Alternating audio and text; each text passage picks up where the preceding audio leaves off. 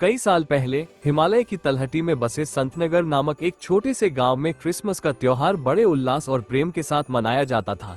ये गांव भले ही छोटा था, लेकिन वहां के लोग बड़े दिल वाले थे।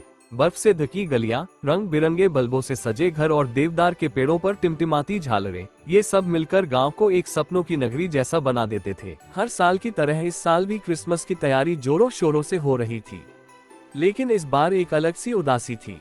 इस साल सर्दी कुछ ज्यादा ही कठोर थी।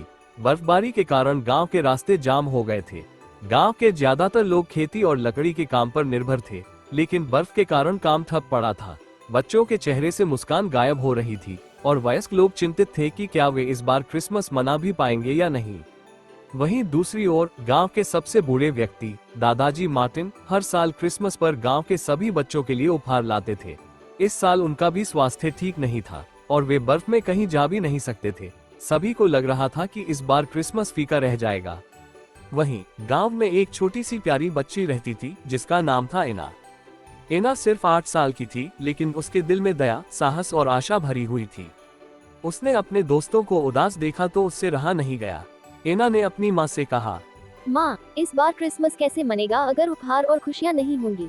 बेटा, क्रिसमस का असली मतलब उपहारों से नहीं, बल्कि दिलों में खुशी और दूसरों की मदद करने से होता है। एना ने ये बात दिल पर ले ली। उसने तय किया कि वो इस बार क्रिसमस को खास बनाएगी, चाहे कुछ भी हो जाए। एना ने अपने दोस्तों राहुल, सोनिया और कबीर के साथ मिलकर एक योजना बनाई। वे सब गांव में एक एक घर गए और लोगों से अपनी पुरानी चीजें दान करने की अपील की। किसी ने पुराने खिलौने दिए, किसी ने गर्म कपड़े और किसी ने मीठे बिस्किट। गांव के हर घर ने थोड़ा थोड़ा सामान दिया।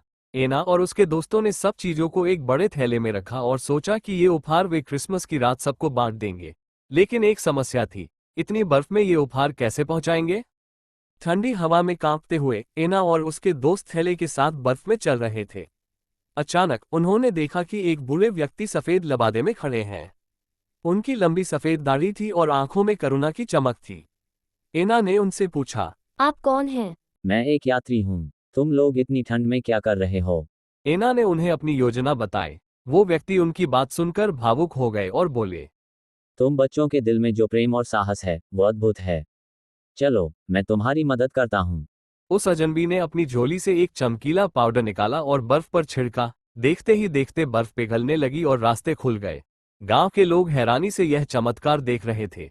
एना और उसके दोस्तों ने फौरन अपना काम शुरू किया और सारे उपहार गांव के हर घर में बांट दिए।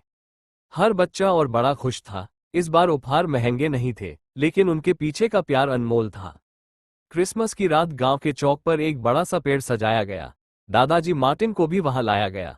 सभी ने मिलकर गीत गाए, मिठाइयां बांटी और ठंड की परवाह किए बिना एक दूसरे के साथ समय बिताया। उसी समय एना ने देखा कि वो बूढ़े अजनबी अब वहां नहीं थे। उनकी जगह एक चमकता तारा आसमान में दिखाई दे रहा था। एना समझ गई कि वो कोई साधारण व्यक्ति नहीं, बल्कि शायद सांता क्लॉस थे, जिन्होंने इस बार गांव की मदद की थी। दादाजी मार्टिन ने कहा, इस बार का क्रिसमस सबसे खास है क्योंकि तुम बच्चों ने हमें सिखाया कि असली खुशी देने और एक दूसरे का साथ निभाने में है। एना के चेहरे पर एक बड़ी सी मुस्कान थी। उसने महसूस किया कि क्रिसमस का असली उपहार प्यार, करुणा और उम्मीद है। उस रात पूरा गांव एक सुर में गा रहा था। गांव में फिर से उम्मीद और खुशी की लहर दौड़ गई और संतनगर ने जाना कि क्रिसमस सिर्फ एक त्योहार नहीं, बल्कि प्रेम और एकता का संदेश है। क्रिसमस हर दिल में बसे, हर घर में रोशनी लाए।